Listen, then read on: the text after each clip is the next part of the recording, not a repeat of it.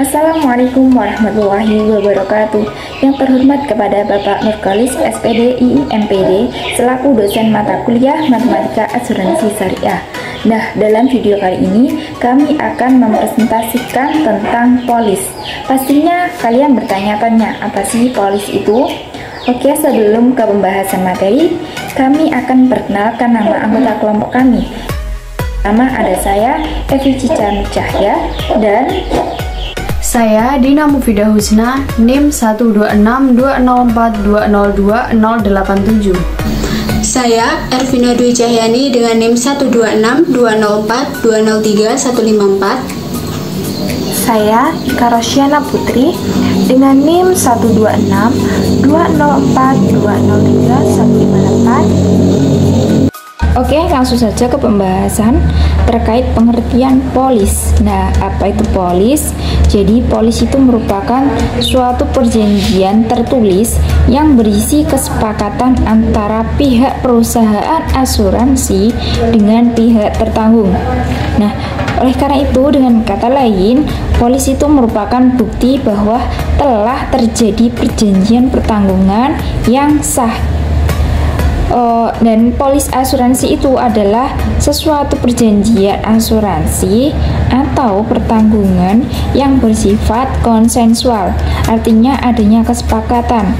Jadi harus dibuat secara tertulis dalam suatu akta antara pihak yang mengadakan perjanjian.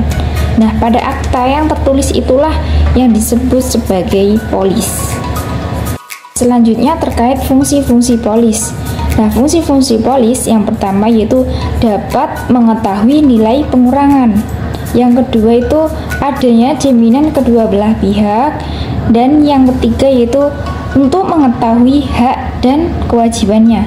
Yang terakhir yaitu memahami skema premi asuransi. Di sini saya akan membahas tentang macam-macam polis. Adapun yang pertama yaitu polis kendaraan bermotor, suatu dokumen asuransi yang di dalamnya berisi kesepakatan antara pihak tertanggung dan dengan pihak penanggung. Yang kedua, polis asuransi kesehatan, yaitu sebuah dokumen yang secara khusus menjamin biaya kesehatan atau perawatan para pemegang asuransi tersebut jika mereka jatuh sakit atau mengalami suatu kecelakaan. Secara garis besar, ada dua jenis perawatan yang ditawarkan perusahaan-perusahaan asuransi, yaitu rawat inap dan rawat jalan. Yang ketiga yaitu polis perjalanan, jenis polis yang menanggung asuransi bagi pemegang polis selama berada dalam perjalanan dari suatu tempat pemberangkatan sampai sang pemegang polis tersebut kembali lagi ke tempat pemberangkatan awal. Yang keempat yaitu polis asuransi jiwa, yaitu suatu dokumen asuransi yang dapat menanggung seseorang terhadap kerugian finansial yang tak terduga yang disebabkan karena meninggalnya terlalu cepat atau hidupnya yang terlalu lama. Yang kelima, polis ditaksir, merupakan sebuah polis atau dokumen kontrak pembayaran yang jumlah harga pertanggungannya dapat ditaksir. Polis ini dapat berupa polis perjalanan atau polis waktu atau polis yang lainnya. Yang keenam yaitu polis asuransi rumah, suatu dokumen dari perusahaan asuransi yang khusus untuk memberikan perlindungan terhadap tempat tinggal Anda dari musibah atau hal-hal yang tidak diinginkan. Yang ketujuh yaitu polis tidak ditaksir. Polis ini adalah kebalikan dari polis ditaksir. Harga pertanggungan yang dicantumkan dalam polis diperlukan sebagai dasar untuk perhitungan premi asuransi dan batas maksimal ganti rugi yang diberikan oleh perusahaan asuransi tersebut. Yang kedelapan yaitu polis FAM, yaitu dokumen kontrak pembayaran yang menanggung barang selama berada di dalam gudang atau suatu tempat dari kemungkinan resiko kerusakan, resiko kebakaran, dan resiko kehilangan. Yang terakhir yaitu polis resiko perang, yaitu suatu dokumen kontrak yang menjamin sang pemegang polis saat berada di medan perang. Biasa di dalam polis itu menjamin biaya atas semua hal yang terjadi di medan perang, kerugian atas kerusuhan dan kekacauan akibat perbuatan orang-orang jahat. Selanjutnya yaitu isi polis. Menurut ketentuan pasal 256 KUHD, setiap polis kecuali mengenai asuransi jiwa harus memuat syarat-syarat khusus berikut ini.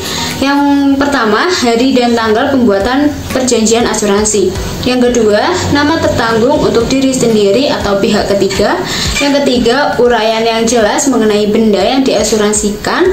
4, jumlah yang diasuransikan atau nilai pertanggungan. 5, bahaya-bahaya atau event yang ditanggung oleh penanggung. Yang keenam, saat bahaya mulai berjalan dan berakhir yang menjadi tanggungan penanggung.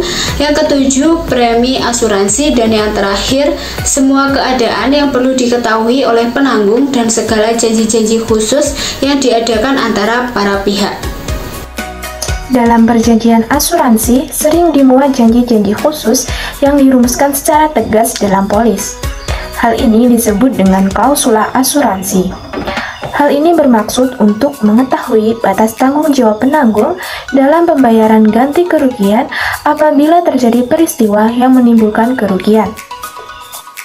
Klausula-klausula yang dimaksud antara lain yang pertama yaitu klausula premier rescue.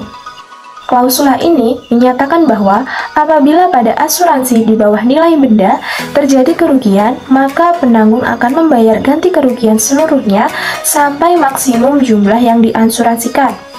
Hal ini tertulis pada pasal 253 ayat 3 KUHD. Klausula ini biasa digunakan pada asuransi pembongkaran dan pencurian serta asuransi tanggung jawab. Yang kedua ada klausula all risks. Klausula ini menyatakan bahwa penanggung memikul segala resiko atau benda yang diasuransikan. Hal ini berarti bahwa penanggung akan mengganti semua kerugian yang timbul akibat peristiwa apapun, kecuali kerugian yang timbul karena kesalahan tertanggung sendiri dan karena cacat sendiri. Hal ini tertulis pada pasal 276 dan pasal 249 KUHD. Yang ketiga ada klausula total loss only atau TLO. Klausula ini menentukan bahwa penanggung hanya menanggung kerugian yang merupakan kerugian keseluruhan atau total atas benda yang diasuransikan. Yang keempat ada klausula sudah diketahui atau all seen. Klausula ini digunakan pada asuransi kebakaran. Klausula ini menentukan bahwa penanggung sudah mengetahui keadaan, konstruksi, letak, dan cara pemakaian bangunan yang diasuransikan. Yang kelima ada klausula renunsiasi atau renunciation. Menurut klausula ini, penanggung tidak akan menggugat tertanggung dengan alasan pasal 251 KUHD. Kecuali jika hakim menetapkan bahwa pasal tersebut harus diberlakukan secara jujur atau dengan itikat baik dan sesuai dengan kebiasaan. Hal ini berarti apabila timbul kerugian akibat event tertanggung tidak memberitahukan keadaan benda objek asuransi kepada penanggung, maka penanggung tidak akan mengajukan pasal 251 KUHD dan penanggung akan membayar klaim ganti kerugian kepada tertanggung. Untuk yang keenam adalah klausula Free Particular Average atau FPA. Penanggung dibebaskan dari kewajiban membayar ganti kerugian yang timbul akibat peristiwa khusus di laut, seperti ditentukan dalam pasal 709 KUHD. Dengan kata lain, penanggung menolak pembayaran ganti kerugian yang diklaim oleh tertanggung yang sebenarnya timbul dari akibat peristiwa khusus yang sudah dibebaskan klausula FPA. Yang ketujuh adalah klausula Riot, Strike and Civil Commotion atau RSCC.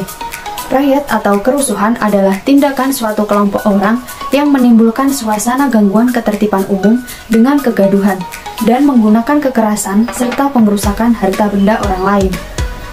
Strike atau pemogokan adalah tindakan pengrusakan yang disengaja oleh sekelompok pekerja yang menolak bekerja atau dalam melakukan protes terhadap peraturan atau persyaratan kerja yang diberlakukan oleh majikan. Civil commotion atau hura-hura adalah keadaan di suatu kota di mana sejumlah besar massa secara bersama-sama atau dalam kelompok-kelompok kecil menimbulkan suasana gangguan ketertiban dan keamanan masyarakat dengan kegaduhan dan menggunakan kekerasan. Nah, gimana nih sobat? Udah paham belum tentang polis? Nah, semoga apa yang telah kalian pahami dalam video ini dapat bermanfaat Sekian dari kami. Thank you for watching. Wassalamualaikum warahmatullahi wabarakatuh. Bye bye.